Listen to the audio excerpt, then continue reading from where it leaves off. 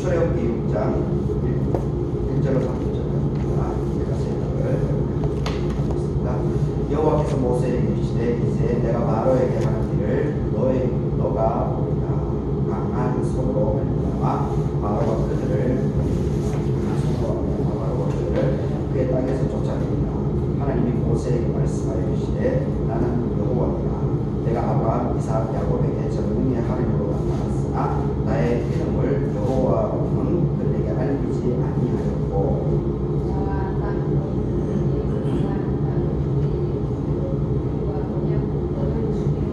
이제 애굽 사람이 종으로 삼은 이스라엘 자손의 신음소리를 내가 듣고 나의 언약을 기억하노라. 그러므로 이스라엘 자손에게 말하기를 나는 여호와라. 내가 애굽 사람의 무거운 집 밑에서 너희를 빼내면 그들의 모욕에서 너희를 건지며 편팔과 여러 큰 심판으로서 너희를 속량하고 너희를 내 백성으로 삼고 나는 너희의 하나님이 되리니 나는 애굽 사람의 무거운 집 밑에서 너희를 빼낸 너희의 하나님 여호와인 줄 너희가 알지라.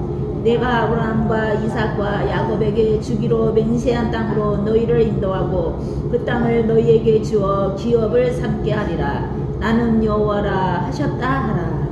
모세가 이와 같이 이스라엘 자손에게 전하나 그들이 마음의 상함과 가혹한 노력으로 말미암아 모세의 말을 듣지 아니하였고 여호와께서 모세에게 말씀하여 이르시되 들어가서 애굽 왕 바로에게 말하여 이스라엘 자손을 그 땅에서 내보내라. 모세가 여호와 앞에 아뢰었는데 이스라엘 자손도 내 말을 듣지 아니하였거든 바로가 어찌 들을까. 나는 입이 둔한 사람이라. 여호와께서 모세와 아론에게 말씀하사 그들로 이스라엘 자손과 애굽 왕 바로에게 명령을 전하고 이스라엘 자손을 애굽 땅에서 인도하여 내게 하시니라. 그들의 조상을 따라서 집에 어른은 이러하니라. 이스라엘의 장자 르우벤의 아들은 하목과 발루와 헤스론과 갈무이. 이들은 르우벤의 족장이고 시몬의 아들들은 여우엘과 야긴과 모함과 야긴과 소할과 가나안 여인의 아들 사울이니 이들은 시몬의 가족이고 레위의 아들들의 이름은 그들의 족보대로 이러하니 게르손과 모함과 무라리로 레위의 나이는 137세였다.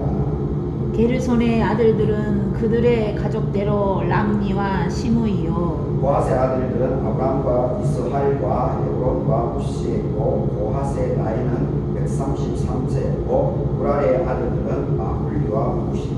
이들은 그들의 족보대로 레위의 족장이고 아므람은 그들의 아버지의 위 요게벳을 아내로 맞이하였고 그는 아론과 모세를 낳았으며 아브라함의 나이는 137세였고 이스라엘의 아들들은 고라와 네겐과 시그리요. 우시엘의 아들들은 미사엘과 엘사반과 시드기고 아론은 암미나답의 딸 나손의 누이 엘리세바를 아내로 맞이하였고 그는 나답과 아비후와 엘리아살과 이다마를 낳았으며 고라의 아들들은 아실과 엘가나와 아비아사리니 이들은 고라 사람의 부자이고 아론의 아들 엘르아살은 부디엘의 딸 중에서 아내를 맞이하였고 그는 비느하스를 낳았으니 이름은 레위 사람의 조상을 따라 가족의 어른들이라. 이스라엘 자손을 그대로 군대대로 애굽 땅에서 인도하라 하신 여호와의 명령을 받은 자는 아론과 모세고 애굽 왕 바로에게 이스라엘 자손을 애굽에서 내보내라고 말한 사람도 이 모세와 아론이라. 여호와께서 애굽 땅에서 모세에게 말씀하시던 날에 여호와께서 모세에게 말씀하여 이르시되 나는 여호와라. 내가 너에게 이르는 바를 너는 애굽 바로 왕 바로에게 다 말하라. 알겠습니다. 모세가 여호와 앞에서 아뢰되 나는 입이 둔한 자요 이 바로와 같이 자의 나의 말을 들으리까.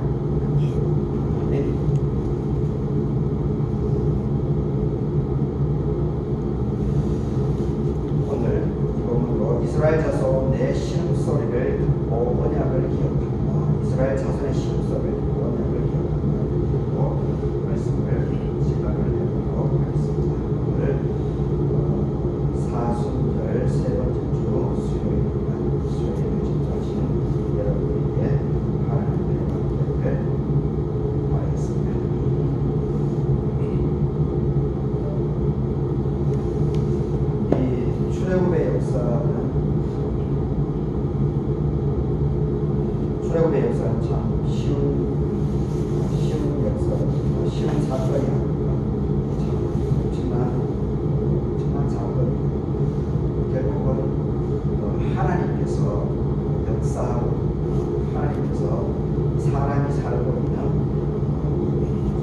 세상 사람도 하나님께서 주인이시구나, 이것을 이끌어가고 계시고 이것을 우리가 느낄 수가 있습니다. 또한 하나님께서 역사하시고 있어서 하나님께서는 반드시 이렇게 사람을 들어서 활용을 하고 있다는 것을 우리가 볼 수가 있습니다. 그래서 우리가 늘 이렇게 기도할 때마다 이 갈개교회가 쓰임받게 해주시옵소서. 그리고 우리 자신들이, 그리고 우리 자녀손들이 하나님께 쓰임받게 해주시옵소서, 이렇게 기도하지 않습니까? 그런 것들은 다 이렇게 이유가 있는 겁니다. 어떤 이 큰 변화의 물줄기를 하나님께서 이렇게 이끌어 나가고 계시지만, 어떤 그 과정 속에서 구체적인 현상들을 변화를 시켜 나가는 데 있어서는 반드시 사람을 들어 쓰게 되어 있습니다. 이 노아 홍수 사건 같은 경우도 보게 되면 결국은 하나님께서 그 쑥대밭이 된 그 인간 세상들, 썩어 들어가는 인간 세상들을 다 정리하려고 하지 않습니까? 근데 그런 시로 노아의 집안들을, 노아를 통해서, 노아 가족을 통해서 그 인류, 그 인간의 뿌리를 남겨놓고, 그리고 노아 집안 사람들을 통해서 이 동물들을 다 이렇게 종류별로 이렇게 다 모아서 번성하게끔 이렇게 하고 있는 것을 봅니다. 그래서 이번 4월 10일 날 총선이 진행되는데 참 지금 많은 이야기들이 많이 나오죠. 근데 결국은 우리가 하나님께 간절하게 기도함을 통해서 하나님께서 분명히 당연히 개입을 하게 되겠죠. 그런데 그 개입의 역사에 있어서 우리 사람들이 다 거기에 쓰임받게 되고 있습니다. 그래서 우리 한 사람 한 사람들이 지금에 돌아가는 상황들을 잘 파악해서 우리가 중심을 잘 잡고 판단해서 영향력을 미쳐 나갈 때 우리 한국이 더욱더 좋은 지도자들이 선임되지 않을까, 그런 생각도 해보게 됩니다. 그렇기 때문에 우리 믿는 사람들이 지금 세상을 돌아가는 상황들에 대해서도 민감하게 잘 이렇게 눈여겨서 잘 바라볼 필요가 있습니다. 이 6장도 보게 되면 여전히 이 모세가 분명히 하나님께서 분명히 두 번의 사건을 통해서 지팡이가 뱀이 되는 사건, 그리고 오른손을 품에 넣었더니만은 문둥병이 되는 것, 그리고 그것을 다시 품에 넣으니까 회복되는 것을 분명히 보여줬습니다. 그럼에도 불구하고 모세가 하나님의 명령에 따라서 진행해 나가고 있기는 한데, 그래도 여전히 이 상황이 450년 동안이나 이렇게 노예로, 그리고 고착화된 삶을 살아왔기 때문에 이것을 돌파해 나간다라고 하는 것이 보통 쉬운 게 아니죠. 그래서 이 하나님의 명령에 따라서 어쩔 수 없이 지금 이 모세가 아론과 함께 지금 힘겨운 발걸음을 지금 하고 있습니다. 그런데 힘겨운 발걸음을 하고 있는데 또 이것이 금방 이렇게 변화가 일어나지 않죠. 자기 백성들조차도, 바로는 당연하고 자기 백성들조차도 이 모세가 본, 아론이 본 이 하나님을 보지 못했기 때문에 이 모세와 아론을 믿지 않습니다. 그래서 오늘 이 본문에서도 이 반발을 합니다. 반발. 그래서 결국은 12절을 보게 되면 모세가 여호와 앞에 아뢰어 이르되 이스라엘 자손도 내 말을 듣지 아니하였거든 바로 어찌 듣겠습니까? 또다시 하나님께 항변하는 것을 보게 됩니다. 그러면서 또다시 자기의 부족한 점, 자기의 이 다듬어지지 못한 그 자기 현실을 또다시 고백하죠. 나는 입이 둔한 자입니다.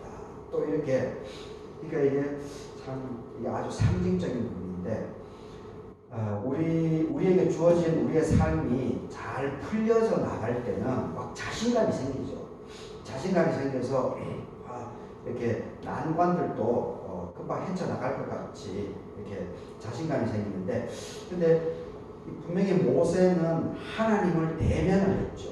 하나님을 직접 만나가지고 또 더욱이 하나님께서 주시는 이 실제 눈에 보이는 현상까지도 하나님이 보여주지 않았습니까? 지팡이가 뱀이 되고 그리고 손이 문둥병이 되었다가 이게 치유가 되는 그런 것을 분명히 모세는 경험을 했음에도 불구하고 현실을 살아가는데 이것이 자꾸 막히니까 하나님을 보고 하나님으로부터 표적을 받았음에도 불구하고 또다시 이렇게 과거로 또다시 자기 상황으로 부정적인 모습으로 깊이 이렇게 꼬아리를 틀고 이렇게 파고 들어가려고 하는 이 모습을 12절에서는 우리에게 알려주고 있습니다.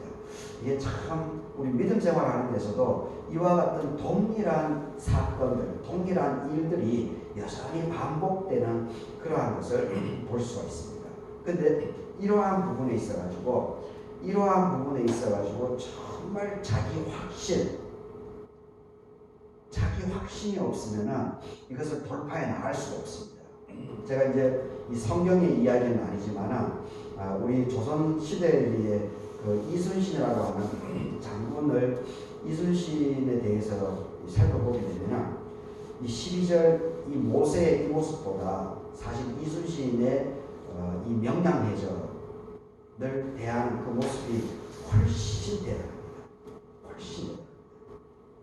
이순신은 자기 죄가 없음에도 불구하고 원균을 비롯해서 그 고관 대작들이 그 시기 질투로 이순신을 없애려고 하지 않습니까? 그래서 거기에 선조가 놀아나가지고 저 남해에서 서해에서 일본 놈들하고 이 바다에서 싸우고 있는 이순신을 곧바로 이 한양으로 불러서 고문을 하고 그리고 감옥으로 보내지 않습니까? 그러고 났더니만 칠천년 해전에서 원균이 완전히 개박살이 나죠. 완전히 한 번에 칠천년 해전에서 한 번에 이순신이 그동안 준비해놨던 거북선 그리고 이 배들 그리고 수군 병력들 이 사람들이 한꺼번에 그냥 다 파괴되어져 나가요. 그래서 어쩔 수 없이 선조가 이 이순신 장군을 다시 그 전선으로 보내지 않습니까? 그래서 이제 그것을 이제 백의종군이라고 하지 않습니까? 그리고 안 되니까 이제 이순신을 복원을 시켜주죠. 그래서 다시 이 상군 통제사가 되어가지고 그래서 거기서 이제 명량해전을 준비를 하는 대목이 나옵니다. 근데 그때 선조가 어떻게 얘기합니까? 이제 해군은 안 된다. 해군은 더 이상 승산이 없으니까 육군으로 와라. 너희들 그렇게 해가지고 뭘 할 수 있겠느냐고. 육군으로 오라고 했을 때 이순신이 어떻게 합니까? 선조에게 그 유명한 이 글을 남겼죠. 한양으로 보냈죠. 비록 나에게 12척의 배밖에는 없지만 그럼에도 불구하고 사즉생 생즉사의 마음으로 죽으려고 마음을 먹으면 살 것이고 살려고 마음을 먹으면 죽을 것이다 라고 하는 그런 각오로 이 배를 해군을 지키겠습니다. 그렇게 얘기하지 않습니까? 그래서 그 명량해전 그 울돌목이죠. 울돌목 진도 앞바다 거기서 그 물살을 이용해가지고 회오리 치는 그 물살을 그 자연 환경이죠. 자연 환경을 이용해서 거기서 일본의 함선 12척의 배로 일본의 함선을 그냥 다 격파시켜버리지 않습니까? 그런 일이 어떻게 벌어집니까? 이순신이었기 때문에 그것이 가능하다는 겁니다. 이순신이 분명히 자기의 확신이 있는 거죠. 그리고 목적이 분명한 겁니다. 그리고 자기에게는 지략이 있는 겁니다. 이 머리가 있는 겁니다. 머리가. 그러니까 이 기적을 엄청난 기적이죠. 이 원균은 그 많은 환옥선하고 거북선 그리고 준비된 수군이 있었음에도 불구하고 한순간에 그냥 칠천년 해전에서 다 쑥대밭이 되어버렸는데 이순신은 단 12척의 배를 가지고 일본을 다시 한번 싹쓸이 해버렸으니 얼마나 대단한 겁니까? 근데 이 12절 이 본문에 있어서 지금 모세는 하나님을 대면했고 하나님으로부터 사인을 두 번이나 받았습니다. 그럼에도 불구하고 그 난관을 헤쳐나가는 과정 속에서 바로도 거부하고, 그리고 자기 백성들도 말을 안 들으니까 헉헉대는 거죠. 헉헉. 하나님을 분명히 만나고 하나님의 음성을 들었음에도 불구하고, 그래서 또다시 과거로 나는 입이 둔합니다. 나는 입이 둔합니다. 이렇게 또다시 빠져들어 가는 것을 보게 됩니다. 참 이게 우리 삶 속에서도 이런 일이 있을 수 있죠. 어떤 우리 예수님이라든지 사도 바울, 베드로에게도 이런 일이 있었죠.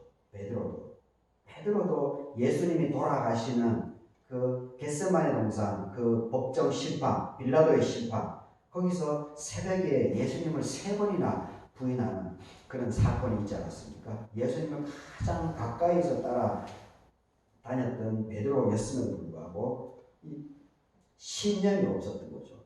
그러니까 이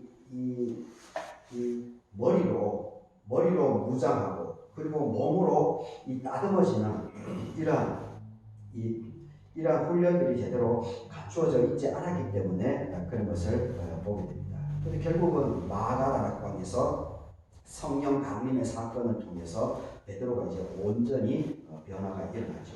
그리고 사도 바울 같은 경우는 이 다마색 도상에서 가는 과정 속에서 빛으로 예수님을 만난 이후에 온전히 베드로가 이 사도 바울이 변화된 것을 보게 됩니다. 근데 모세는 이 하나님을 이렇게 봤음에도 불구하고 여전히 여기서 자기 자신을 깨뜨리지 못하고 여전히 과거에 머물러 있는 이러한 모습을 보고 있는데, 근데 이거는 결국은 이 모세가 훈련이 부족한 거죠. 모세가 훈련이 부족한 겁니다. 물론 하나님께서 80년 동안 훈련을 시켰지만, 근데 여전히 이 450년 동안 내려온 이 역사의 무게를 쉽게 돌파해 나갈 수 없는 거죠. 쉽게. 그래서 이 모세가 또다시 여기서 좌절하는 이 모습을 여기서는 다시 보여주고 있습니다. 그럼에도 불구하고 하나님께서는 모세 그리고 아론을 결국은 들어서서 결국은 하나님의 일정대로 출애굽을 성공시켜 나가고 있는 것을 보게 됩니다. 하여튼 우리 스스로도 하나님을 만나고 하나님을 보고 그럼에도 불구하고 또 넘어지기도 하고 또 좌절을 당할 때도 종종 있을 줄 믿습니다. 그럼에도 불구하고 그런 좌절이 왔음에도 불구하고 이렇게 변함없이 하나님을 향한 초점을, 이것을 우리가 계속 맞추어 나갈 수 있다면 하나님께서는 우리를 불쌍히 여겨주시고 우리를 긍휼히 베풀어 주셔서 우리에게 지혜와 명철을 가르쳐 주셔서 그 난관들, 그 어려움, 그 시기를 반드시 이겨 나갈 수 있게끔 하나님께서 이끌어 줄 줄 믿습니다. 제가 요즘에 우리 교회 현안이 교회는 교회 논다고 사표 중인데, 제가 어제도 어제 이제 그 남순시찰 다음 주가 이제 정기 노회가 있습니다. 금암교회에서 월 화요일 날 정기 노회가 있는데, 정기 노회에서 이제 그 은퇴 목사님들 70이 되시는 은퇴 목사님 원래 이제 노회에서 4명입니다.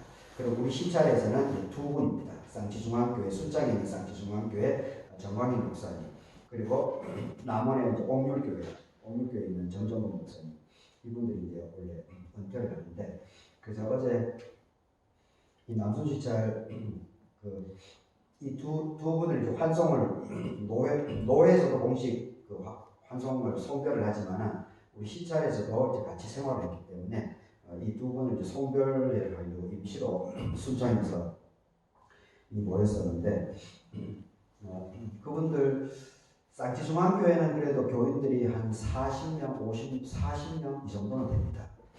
근데 옥률교회는 이번에 얘기를 들어보니까 옥률교회는 교인들이 3명밖에 없더라고요. 3명밖에 없답니다. 그래서 쌍지중앙교회는 이제 이제 목사님이 그래도 어느 정도 좀 자립은 완전한 자립은 안 됐더라도 어느 정도 자립이 되기 때문에 쌍지중앙교회는 목회자가 쉽게 구할 수 있을 것 같습니다. 그런데 옥률교회는 교인이 3명인데 과연 거기에 목회자가 오려고 하겠는가 그런 생각을 이제 어제 좀 하게 되더라고요. 그러면서 이제 어제 있었던 그런 것을 이제 페이스북에 이제 제가 글로 이렇게 정리를 하면서 결국은 우리 현안인 이 교회 넘쳐의 부분 그리고 사택에 대한 이 부분을 다시 이렇게 기도를 하는 마음으로 글을 쓰게 되는데 참 답이 없구나. 교회 논판매는 뭐 그냥 좋은 위치이기 때문에 논판매는 문제가 없지만 근데 이 사택을 이걸 어떻게 해결을 할 수 있을까 그런 생각을 하는데 이게 막 자꾸 대안이 없으니까 이게 눌리더라고요. 그래서 오늘 이 12절의 이 말씀이 저에게 더 깊이 좀 다가오는 것 같습니다. 이 분명히 모세에게 하나님께서는 눈으로 보여주시기까지 했습니다. 보여주시기까지 했는데 그래서 바로에게서 거부당하는 것은 뭐 어느 정도 견딜 수가 있겠죠. 그런데 백성들까지도 이스라엘 백성들까지도 이 모세의 이 말에 대놓고 반대를 하고 대놓고 이 부정적으로 보고 있으니 이 모세가 무슨 힘이 나겠습니까? 자기는 분명히 이 하나님을 통해서 이 분명히 봤는데 그러니까 이 돌파가 되는 거죠. 돌파가 자기 백성들조차도 이렇게 깝깝하게 답답한 이야기만 하고 있으니 모세가 얼마나 기가 막히겠습니까? 맥이 빠지고 그래서 다시 모세도 또 다시 자기 과거로 또 빠져들어갑니다. 나는 입이 둔한 자다. 나는 입이 둔한 자다. 이렇게 또 과거로 빠져들어갑니다. 참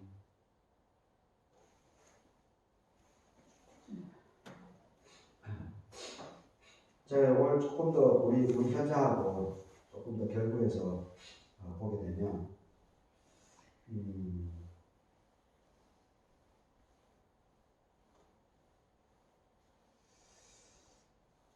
여튼 저는 개인적으로 교회론은 어떻게 해서든지 빨리 처분하는 게 좋다고 봅니다. 제 명의로 되어 있지 않습니까? 그래서 여러분들이 불안해하지 않습니까? 저는 법적으로 지금 57살이기 때문에 13년 뒤면 저는 법적으로 이 교회를 떠나가야 됩니다. 그러면 후임자가 올지 안 올지는 모릅니다. 근데 만약에 후임자가 오게 된다면 제 명의를 그때 13년이기 때문에 여기 교인들이 몇 명이 살아있을지 모릅니다. 그러면 그 명의를 후임자에게 넘겨주든지 그렇게 해야 됩니다. 솔직히 저도 그렇게 되면 그 후임자가 사실 저도 이제 신뢰를 못합니다. 명의이자에 대해서. 여러분도 지금 저를 이렇게 믿지 못하고 있는데 저도 떠나고 나서 후임자가 왔을 때 그 사람에게 그 교회 문을 명의이전을 시켜준다. 그분이 또 어떻게 처리할지 저도 사실 믿지 못합니다. 그러하기 때문에 어떻게 해서든지 빨리 교회 문을 처분하는 것은 맞는 것은 제가 볼 때는 제 판단은 당연한 것 같습니다. 하지만 그 처분하는 그 돈으로 사택을 다 지을 수 있으면 괜찮은데 이 돈이 현실적으로 기본 3천에서 5천 정도는 부족하기 때문에 여기서 이제 깝깝한 거죠. 여기서 이제 막히는 겁니다. 사택을 짓는 것에 대해서도 여전히 동의하지 않는 분들이 좀 있는 것도 사실이지 않습니까? 그러니까 이게 참 깝깝한 거죠. 깝깝한 겁니다. 그러니까 지금 이 12절에 이 모세의 이 심정이 저는 참 깊이 공감합니다. 아주 깊이 공감합니다. 그럼에도 불구하고 결국 하나님께서는 모세를 통해서 결국은 역사를 이루어 나갑니다. 그래서 이 교회는 사태 이 부분 뭐 또 다른 대안이 있으면 또 다른 부분으로 교회 논을 더 의미 있게 교회 공동체를 위해서 쓸 수 있으면은 뭐 쓰는 것은 적극적으로 찬성하죠. 교회 공동체 그냥 판매해서 그냥 돈이 사라지게끔 하는 것은 별로 좋은 것은 아닌 것 같습니다. 뭔가 이정표를 교회 공동체를 위해서 이정표를 다 이렇게 만들어 놓는 것이 중요한 건데, 하여튼 그럼에도 불구하고 이 결국은 하나님께서 모세를 들어서 이 난관을 헤쳐나가게 하는 것은 결국은 하나님의 역사하십니다. 하나님의 역사하십니다. 이 모세를 하나님께서 계속해서 설득시킵니다. 그리고 백성들에게 이제 표징으로 백성들을 하나님께서 설득을 시켜 나가고 있는 것을 보게 됩니다. 이 하나님께서 우리 교회 농과 사적인 부분에 대해서 어떤 식으로 눈에 보이게 우리 전체를 설득해 나갈지 참 한편으로 기대가 되는 마음은 있습니다. 중요한 것은 그 과정 속에서 어떻게든지 힘을 못 얻어 나가는 것. 우리 교회 리모델링 할 때 참 솔직히 저는 개인적으로 너무 힘들었습니다. 그때 리모델링에 나간 과정 너무 힘들었습니다. 솔직히 이게 협력이 잘 안 됐죠. 그리고 그때 하필이면 비도 3개월 동안 막 그 장대비가 쏟아지는 바람에 공사 기간도 많이 연장되고 돈도 의외로 많이 들어가고 그렇게 했습니다. 그럼에도 불구하고 하여튼 결국은 이 리모델링이 우리가 청국장, 그리고 제가 10년 동안 농사지은 그 모든 것들을 그 후원 내도록 그 모든 돈들을 다 교회 공동체로 제가 1원 한 푼도 쓰지 않았습니다. 그렇게 해서 이 교회 이 본당이, 그리고 저 뒤채 원룸이 저 푸세식 화장실이 있었던 저것이 자기 나름대로 그래도 깔끔하게 고쳐진 것이 아니겠습니까? 이 얼마나 감사한 일입니까? 결국 하나님께서 하신 것이죠.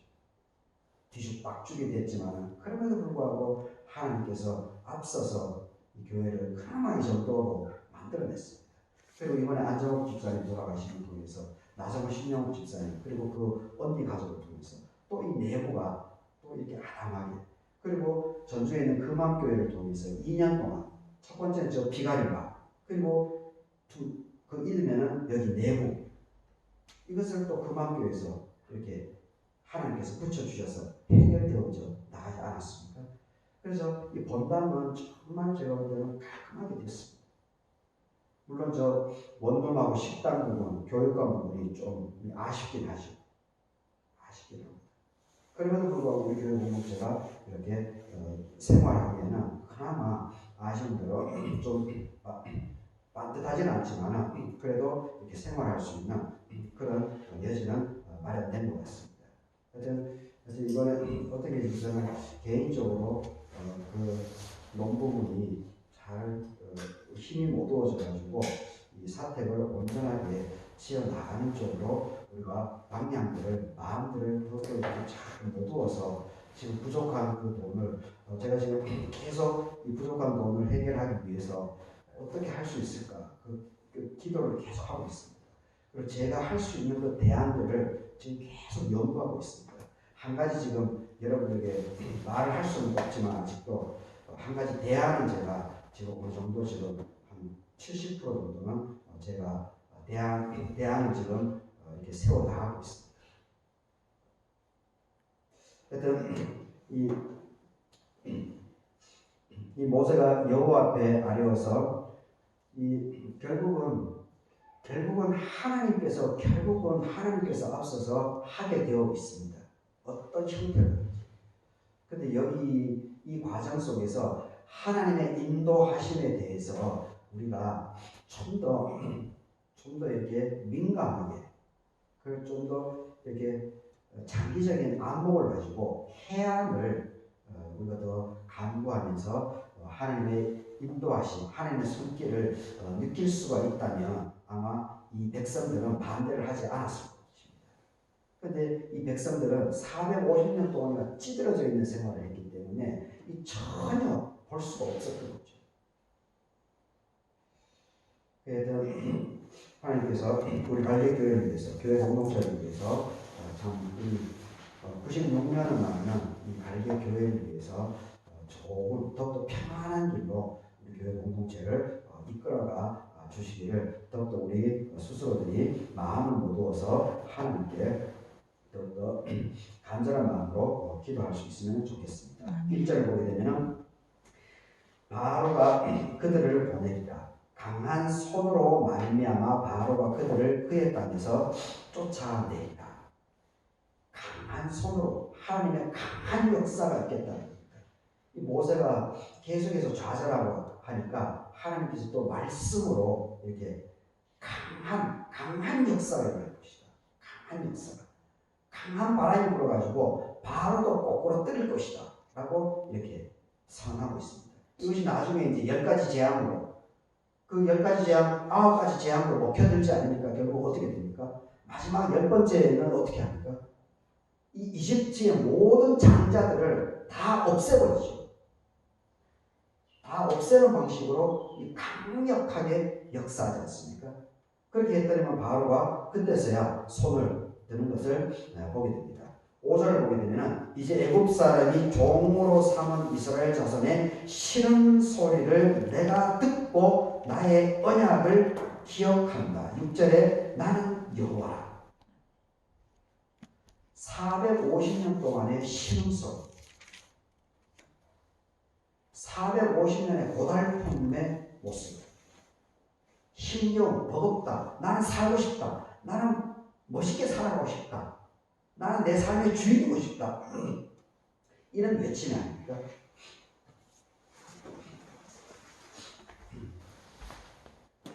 제가 아까 모델링도 했지만 제가 왔을 때 저 퓨체가 푸세식 화장실 있지 않았습니까? 그 쌀창고, 그 곰팡이 남자는 그 쌀창고 있었어요. 그래서 사실 저는 그걸 볼 때마다 신음소리가 나죠. 신음소리. 지금이 언젠데 지금 푸세식 화장실 저 서재라고 하는 곳에 쓰고 있는 그 곰팡이 냄새. 그게 서재가 되겠습니까? 그래서 여하튼 어떻게 이제 모은 돈으로 저기 2층으로 짓고 싶었지만 그것이 안 되고 단층으로 짓는 거죠. 그러니까 이 신음소리, 고통의 소리, 그리고 그 어려운 상황을 해결하려고 하는 그 간절한 마음, 이러한 것들이 결국은 역사를 일으켜 나간다는 것을 잘 기억하고 있습니다. 그럴 때 하나님을 깊이 기억합니다. 여러분들도 그런 체험들이 다 있을 수 있습니다. 하여튼 이스라엘 백성들의 이러한 신음소리가 있었습니다. 그래서 하나님께서 모세를 붙여주셨습니다.